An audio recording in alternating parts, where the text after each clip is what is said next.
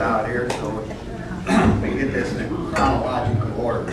I'm very honored to be up here with these great athletes and coach, best of the best, sitting right here.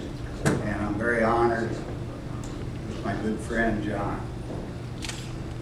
Fortunately, John, your mother's here. Your family, so I'll give the family version. John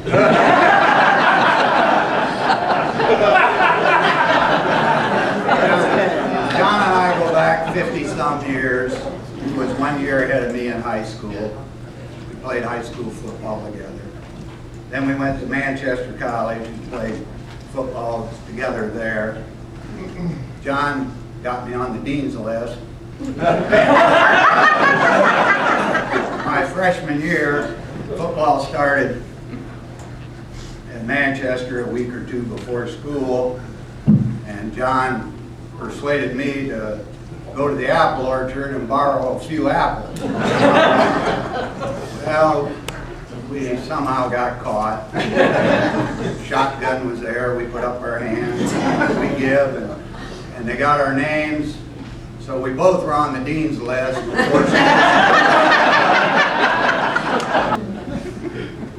John ended up at Garrett, and in '68, I remember he talked to me about coming back to Garrett and helping him coach.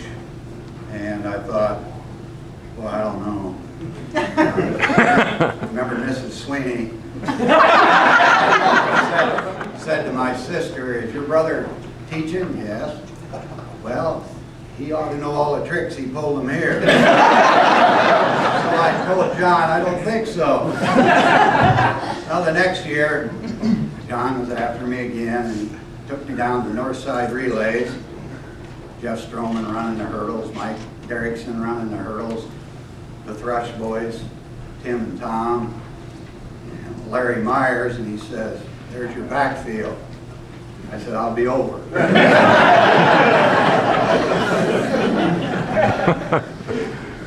We're handing equipment out, and some of these fellas I knew, some I didn't. And Paul Fuzzy Bateman was in there making sure they got the right equipment, and in walked good-looking football player, about 6'2", 220 pounds. His hair was somewhat long.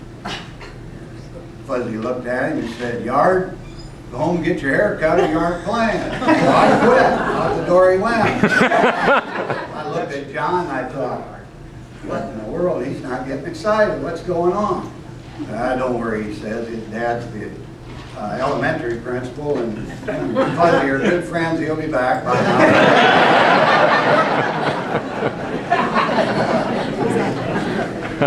John let me call the plays most of the time, and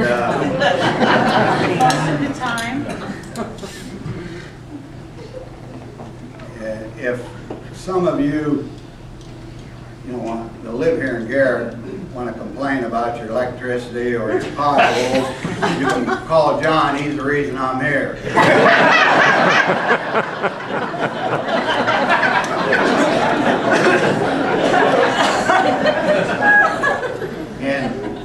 First year in '69, the first game was pretty close. Next thing I know, we win all the games. We were 9-0, I believe, that year. John doing the coaching. And next year, we won 8 in a row. And then that next year, we were down at Concordia, I remember. And they weren't supposed to be very good. We were down 14-0 before we knew what happened, and we finally scored, and we had a young man named Dan Maurer, and we were standing on the sidelines, and we were kicking off, and I could hear him screaming, and you could hear him screaming as he went down the field. The guy caught the football, he hit him, the ball went one way, the guy went the other, we got the ball, he turned around, and like that, and I looked at John, and he said, "We aren't going to lose this game." 46-14 was the score. Now, 69 and 70, they didn't have state playoffs.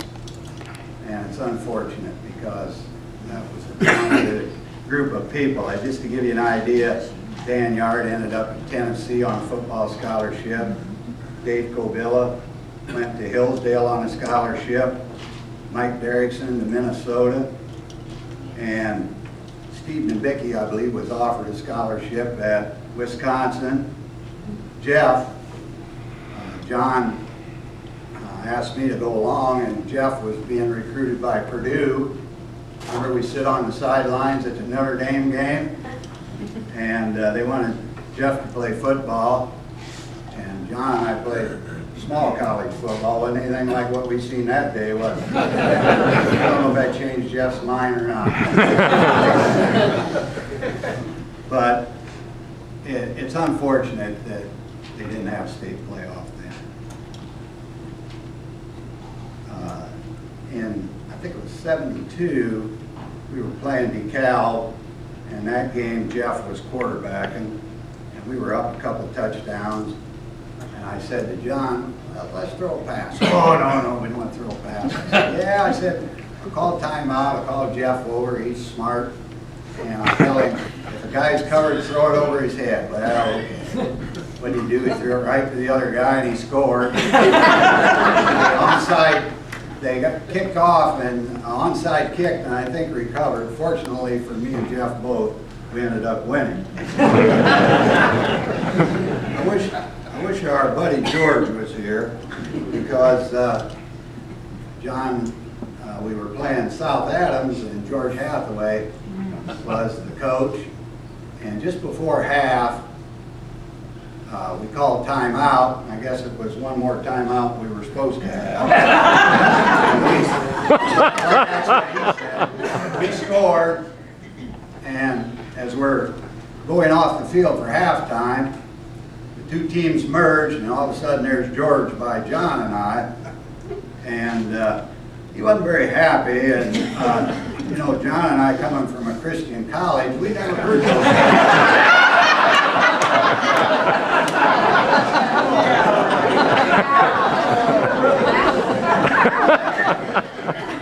And we went to a football clinic at Purdue, and George said, let's play golf. So John and I were on a cart together, and the guy said, well, you got to have foursomes, so they stuck a guy with George, and George was the ultimate competitor, and he wasn't playing too good. Well, this guy proceeded to tell him how to play the game. John and I are just elbowing each other, waiting for it. About the sixth hole, George let him know what he thought of it. And when we turned the 9, that guy disappeared. In 72, John had over 100 football players out for football.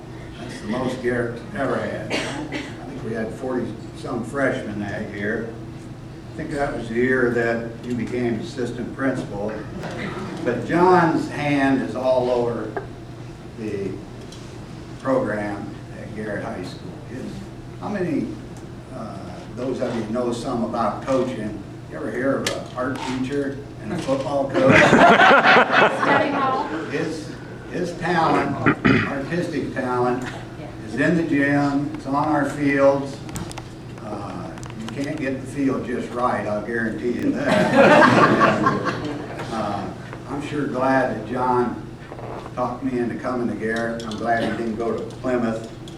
And this award is not something you won, John, it's something you achieved. I'm very proud of you, and so is the community.